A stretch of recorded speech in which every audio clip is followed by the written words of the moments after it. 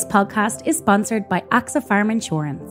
AXA offers tailored cover to fit your unique needs, whether it's public liability or protection for your family home, outbuildings or farm vehicles. Based in Athlone, the AXA Farm team of agri specialists and regional managers work together to ensure you receive the seamless support you need. Switching to AXA is easy thanks to an innovative online service that enables you to quickly and easily find the best cover for your needs. For more information, head to AXA.ie. AXA Insurance Stack is regulated by the Central Bank of Ireland. Thanks for listening, and we hope you enjoy the show.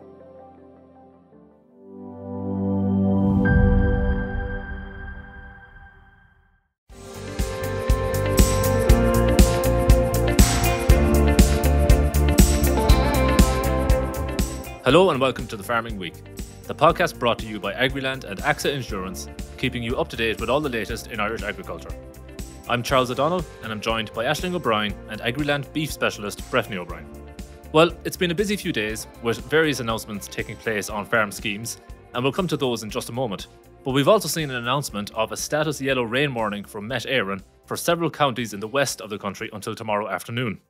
So, if you're in Cork, Kerry, Limerick, Clare, Galway, Mayo or Sligo, be sure to take care for localised flooding, difficult travelling conditions and poor visibility.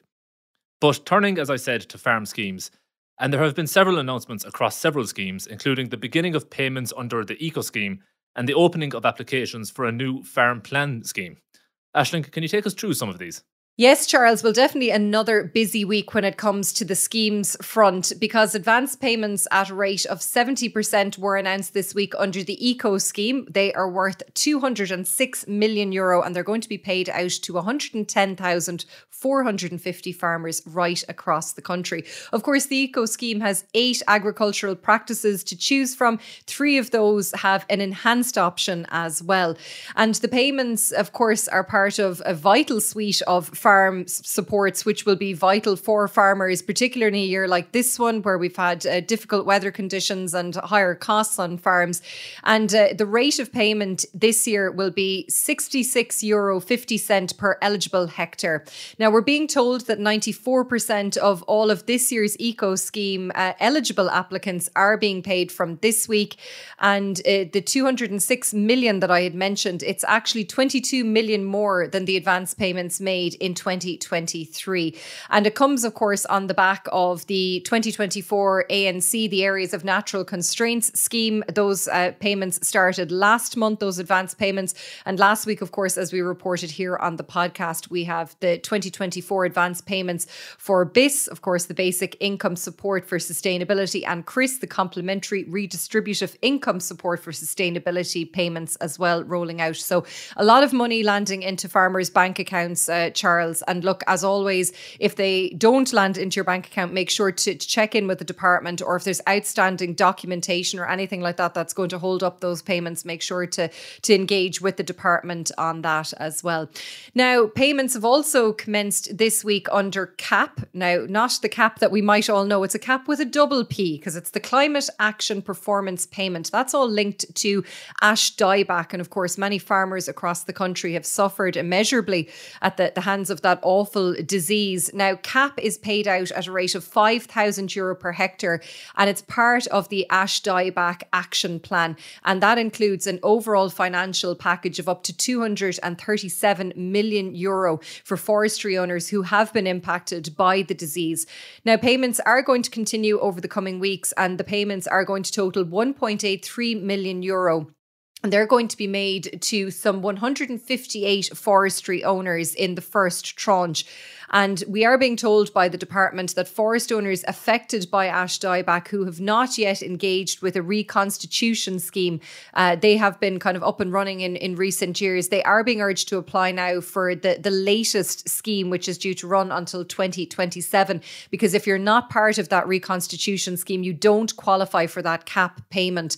And the reconstitution scheme, of course, is the first step in the process, which will result in the payment of site clearance grants, replanting planting grants and that €5,000 cap payment. So very important for anybody involved there, unfortunately, with ash dieback. And I know, look, the supports from the government have come in for a lot of criticism, Charles, but this is what's on the table at the moment. So if you are affected, that's how you can go about doing that.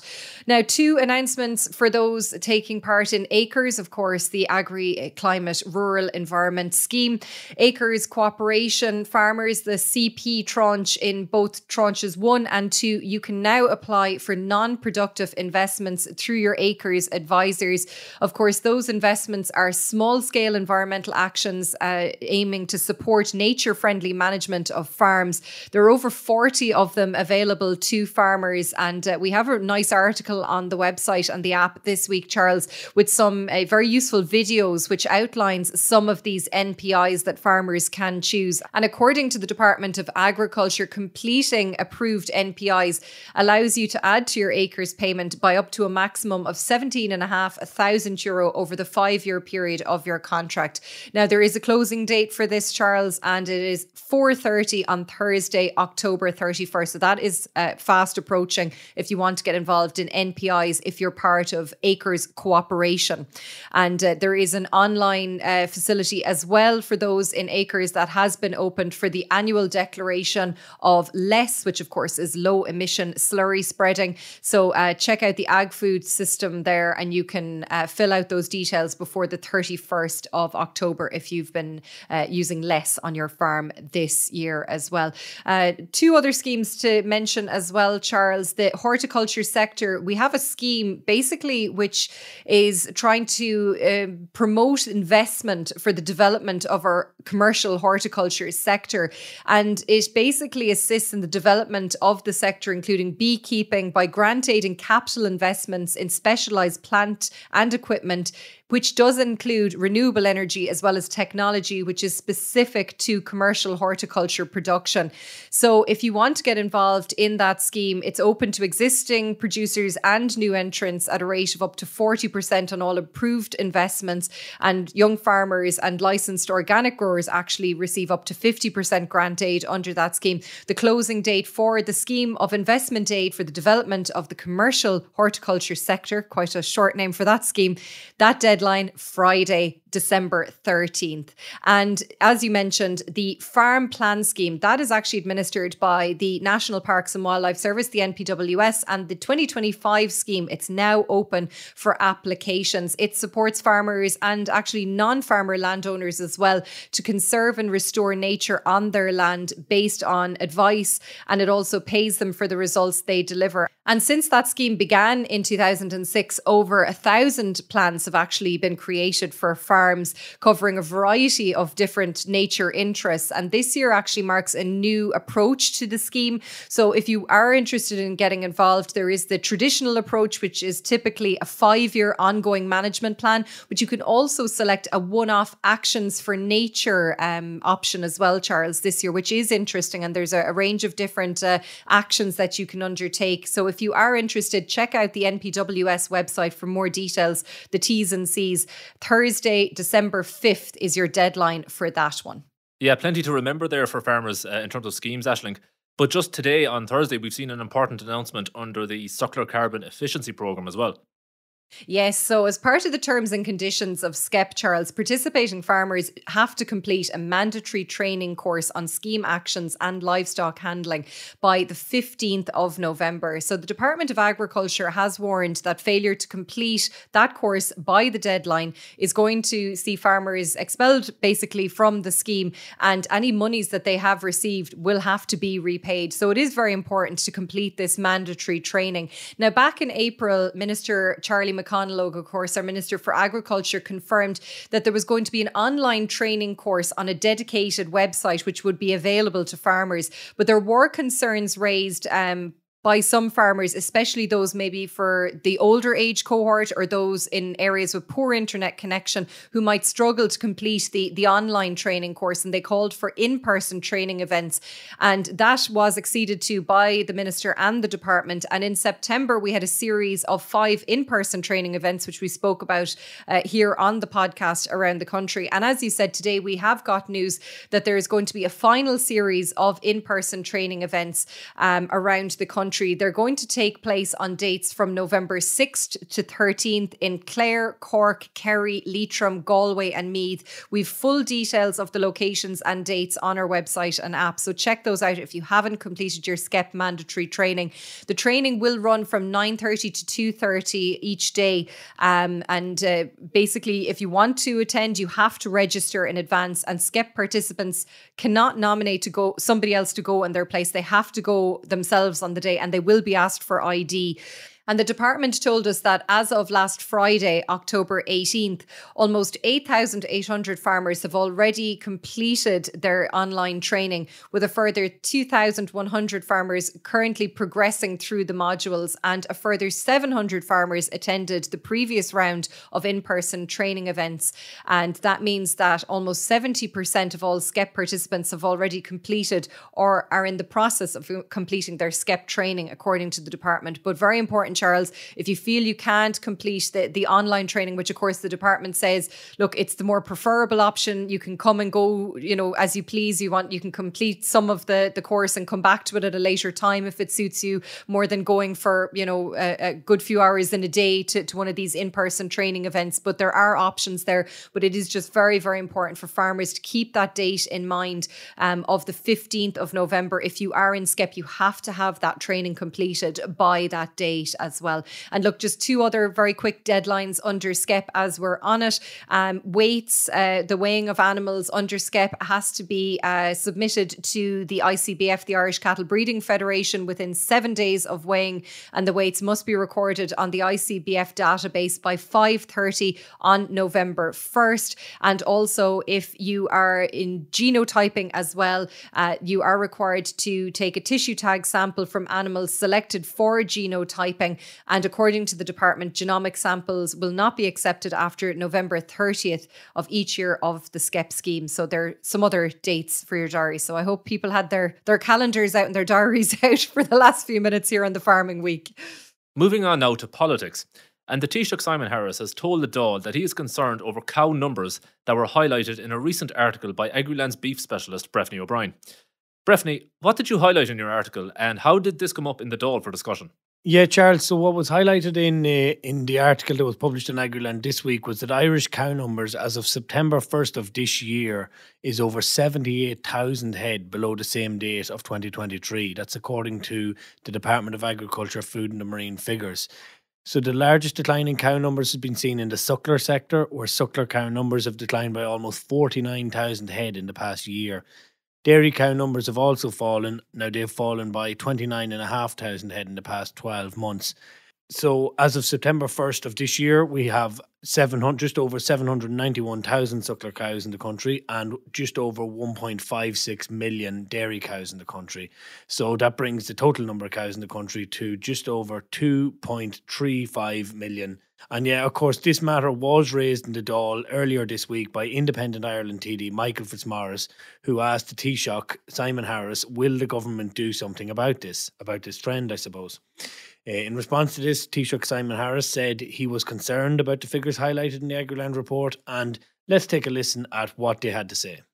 Under agriculture, are you concerned about the Agriland figures out today, that the numbers of cattle in the country has reduced by something like 4 to 6% in the last year? The suckler herd is gone down again, and that sheep has also reduced a large amount. Are your government going to do something about that?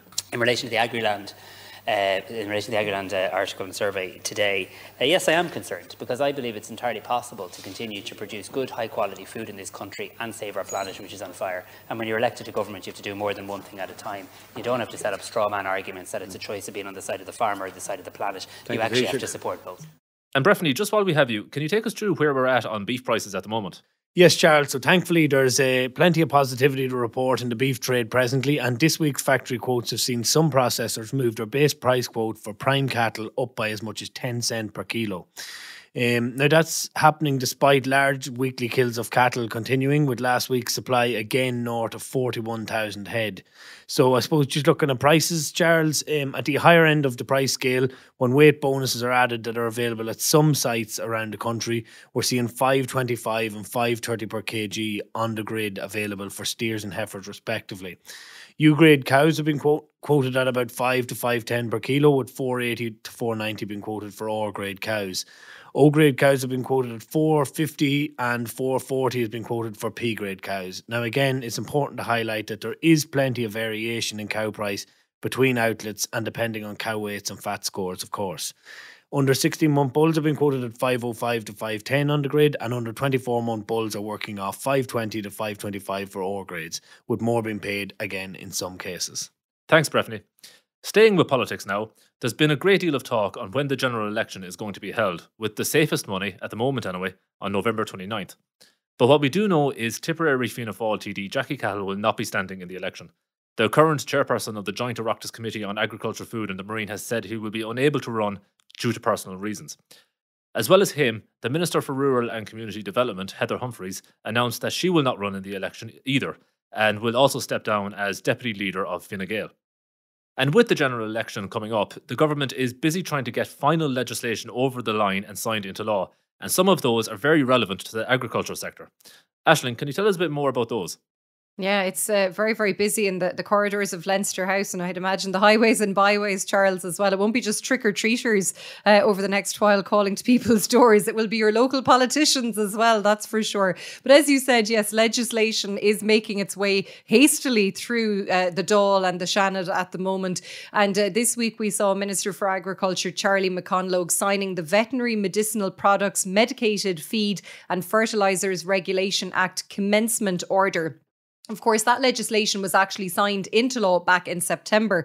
But this commencement order essentially means that we now have a timeline for the delivery of the National Veterinary Prescription System. It's going to come into operation on January 13th next year. And we're told by the department that this system, which it has developed, is a secure electronic prescription system. And it has been developed to meet certain requirements in line with the new EU veterinary medicines regulations. And all veterinary prescriptions and dispensing will have to be recorded on this national database. And the minister said that the commencement date for the system will provide clarity to those in the industry who are prescribing and dispensing veterinary medicines.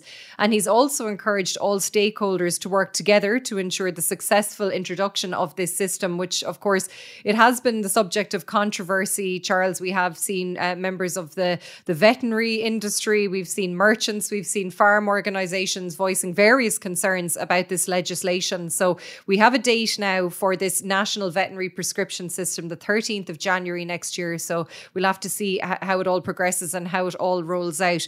Now, separately, the Agricultural Appeals Bill has been passed by both houses of the Oireachtas this week. It was considered by the Seanad for the previous 2 weeks, and the bill will provide for the establishment of a new statutory body. It's going to be known as the Agriculture Appeals Review Panel. Now, that panel is going to take on the role of conducting reviews of agricultural appeal decisions, which is a role that is currently assigned actually to the Director of Agriculture Appeals. So this takes it into a completely separate independent realm. And the new panel, we're being told, is going to consist of 7 members, an independent chairperson, the director or a deputy director of the Agricultural Appeals Office, and 5 additional members with experience which is relevant to the functions of the panel. And the bill also introduces a time limit of 6 months for seeking a review of a decision of an appeals officer, where currently there is no time limit. So huge improvements there when it comes to appeals being lodged by farmers about scheme decisions or various decisions decisions made against them by the department. So definitely a step forward, and I think that will be warmly welcomed by the sector. And speaking of legislation, finally, a very important piece of legislation will be the finance bill, which essentially gives effect to Budget 2025, Charles. And as many political commentators will tell you, that will clear the decks for that general election announcement from Taoiseach Simon Harris. So once we see that out of the way, the white flag is raised, but many would probably argue the white flag has been raised for quite some time on that election campaign. And one of the proposed changes, of course, that we did see in Budget 2025 is to agricultural relief, which would take effect from January 1st, 2025, when all those tax measures seem to roll in.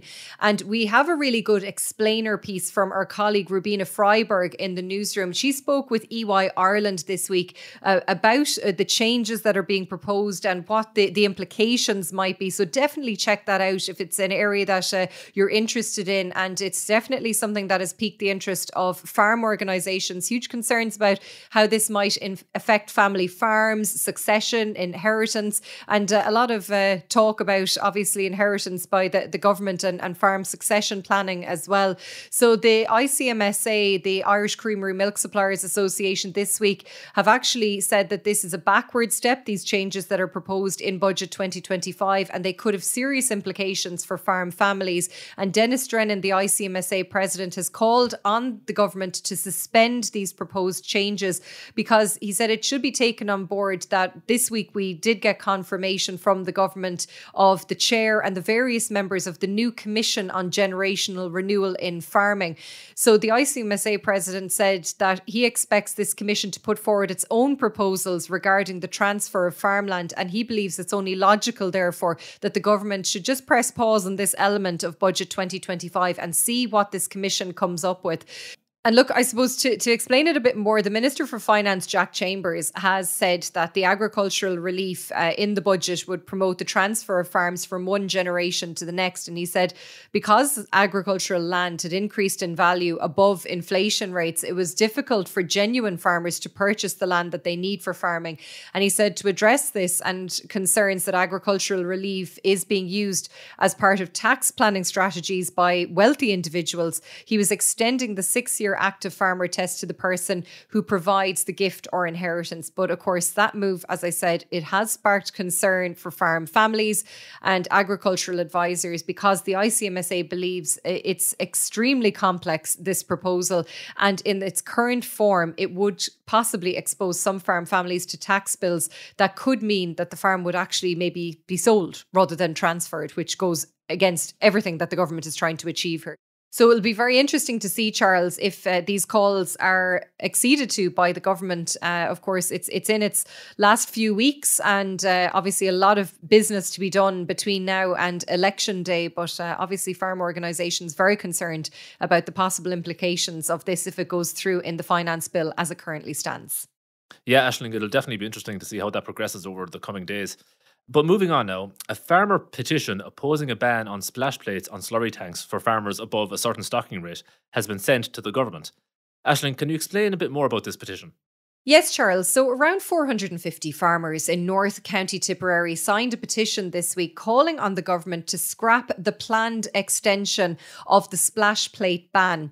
So from January 1st of next year, more farmers are going to be prohibited from using splash plates to spread slurry on their farm under the Good Agricultural Practice for Protection of Waters regulations. And those regulations give effect to Ireland's Nitrates Action Programme.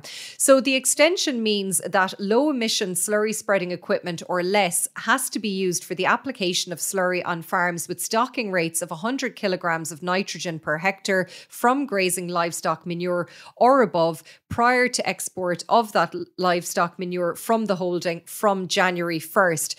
But farmers who attended a packed meeting at Upper Church in Tipperary this week have voiced serious concerns about extending the ban, and they believe that enforcing the use of heavier, less equipment poses a health and safety risk when it comes to spreading slurry on hilly areas. Now, Agriland caught up with Tipperary North IFA Chair Baden Powell after the meeting, and he explained that they're opposed to the ban being extended on health and safety, economic and environmental grounds. grounds. And he explained to me that less equipment won't work when it comes to the slopes and the foothills in North Tipperary. And it could put the safety of farmers at risk. It could perhaps maybe lead to tractors and tankers overturning, given the sheer weight of this equipment when it's compared to something like a splash plate. And he also pointed to the additional expense which would be facing farmers if they have to invest in this equipment. And he said as well that the ban could result in more slurry being spread by contractors on flatter fields in farms, where that could actually pose, he said, an environmental risk to water quality in the area if some fields are maybe perhaps more overloaded with slurry than they normally would be. So the meeting, it was attended by the IFA president, Francie Gorman, as well, who spoke on this issue. And several alternatives to extending the ban were discussed, Charles. It wasn't just all giving out at this meeting. They did kind of look at some, I suppose, solutions to this issue. And one of those was asking the Department of Agriculture to look at the Mosca swivel plate and to maybe look at designating that as less equipment. That has been done in parts of Germany. So that was suggested by some farmers. And the meeting also heard from some farmers who'd been using additives to reduce ammonia emissions from slurry as well. And they spoke about how that had been very useful as well. So as I said, a petition was circulated at the meeting, inside and outside the meeting, because the hall was so packed this week, Charles, such is the interest in this issue in the North Tipperary area. And 450 signatures in or around were collected, and they are going to be sent along with the solutions that were discussed at this meeting to Minister of State at the Department of Agriculture, who has responsibility for farm safety, Martin Hayden. And like the IFA say that this isn't workable on the hills, and they feel that in the lifetime of the current government that maybe they could press pause on this, and that we could maybe consider the impact of heavier equipment being used on the hills when it comes to slurry spreading. And this issue was raised as well. We reported it on Agriland by the Tipperary Independent TD Michael Lowry as well. He spoke with Taoiseach Micheál Martin in the Dáil, who agreed to raise these health and safety concerns with the Minister for Agriculture too. So it'll be interesting, Charles, to see how that progresses, and we will be keeping a close eye on it here in Agriland. Finally this week, the 3-year FarmPEAT project is coming to a conclusion in December after it commenced in 2021, and its organisers are taking stock of the progress it's made in that time. Yesterday, a field trip to participating farms took place, and today a conference is being held to share what the project has learned. Aisling, can you tell us a bit about the FarmPEAT project and what it's been organising this week? Yes, Charles. So the FarmPEAT Project is a results-based farm scheme for farmers who manage lands that surround some of Ireland's remaining raised bogs. It stands for Farm Payments for Ecological and Agricultural Transitions. And they worked with local farmers to design and trial a programme which was adapted specifically to the local landscape, and it would incentivise the delivery of enhanced environmental outcomes. And as you said, the programme is coming to a conclusion. So this week there was a field trip and a conference held as well. And the field trip was very, very interesting. It looked at 2 farms outside Clara in County Offaly, one suckler farm and one dairy farm, milking around 150 cows. And those on that farm walk basically got to see firsthand what actions had been undertaken. Now, the first farm, and we've pictures of this on the website and app, has installed a dam to partially close off a drain. And the aim of that is to re-wet peat soils on the adjacent bog. And the second farmer, who's a dairy farmer, has installed an eddy covariance flux tower. This is a very impressive structure. You can see a picture of that as well on our website. And that is all part of Teagasc's National Agricultural Soil Carbon Observatory. And those devices monitor carbon uptake and release from agricultural land. And the aim of them is with refining the emissions factors used in Ireland's national greenhouse gas inventory. So a very important piece of kit, Charles, and how we counter emissions as well. So it's doing very important work. And Agriland caught up with Caroline Lawler, and Caroline is the manager of the FarmPEAT Project, and she's an ecologist as well. And she told us about the background to the FarmPEAT Project. And when we started the project in 2021, the science was telling us that for every hectare of intensively managed grassland on deep heaths in the Midlands, They're emitting about 27 tonnes of carbon dioxide per hectare per year, which is about the same as the amount of emissions that come from 4 family cars every year.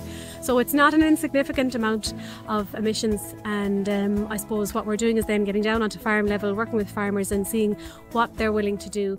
So that was Caroline Lawler there, the manager of the FarmPEAT Project. And as I mentioned, Charles, a conference taking place as well, which is going to dive deeper into the engagement work between communities and farmers and the project team on FarmPEAT. Some really interesting findings and learnings from this. And no doubt that these results-based schemes that we have seen operate to a lot of success around the country can be replicated or bits taken from them and used for other schemes around the country. And definitely the tech that's been rolled out on these farms as well should feed into wider projects and data sets as well, which is very, very worthwhile and very interesting. So stay tuned to Agriland. We will keep you up to date on the project and the findings of it.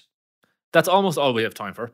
Just before we go, we just want to let you know about our limited series 4-episode podcast, the Farm Safety Survivor Series, hosted by our colleague Rubina Freiberg, the latest episode of which is now available. And you can check that out on the podcast section of Agriland.ie and the Agriland app, where you'll also find all the stories we spoke about today and many more. But that does bring us to the end of today's podcast. Please don't forget to rate, review and follow The Farming Week on Spotify, Apple Podcasts or wherever you get your podcasts. We'd love if you could spare some time to give us 5 stars and share The Farming Week with anyone you think might be interested. From Aisling, Breifne and myself, enjoy the bank holiday weekend.